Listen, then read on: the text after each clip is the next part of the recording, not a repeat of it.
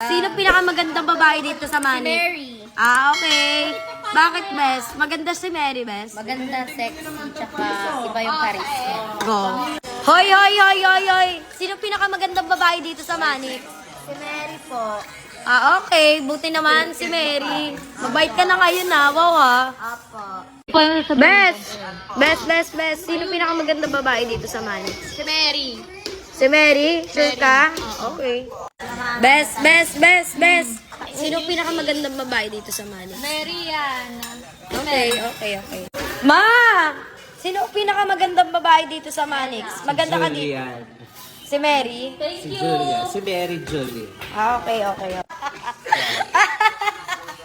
Kasi tinatanong nila guys, kung sino na raw si Mary.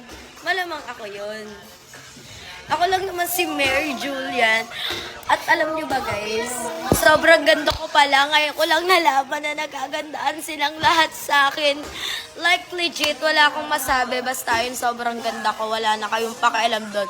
Kung sa paningin ng mga kasama ko dito is maganda ako. Kahit sobrang lungkot ko ngayon, hindi ko pa rin kakalimutan ipakita sa inyong vlog namin. Kasi alam nyo ba kung bakit? Ayun lang naman yung vlog namin na sino ang mas. Alam nyo ba, sa totoo lang naman talaga, lahat talaga ng mga lalaki manloloko, lahat sila talaga yung mga ganyan-ganyan, kaneme what the else.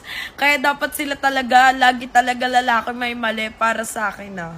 Like legit, Kaya yun guys, sumugod na kayo sa YouTube channel ni Mami B kasi dyan yung mapapanood dyan. Si D, alam nyo ba nakakainis siya dyan kasi sobra siyang nagmamalinis.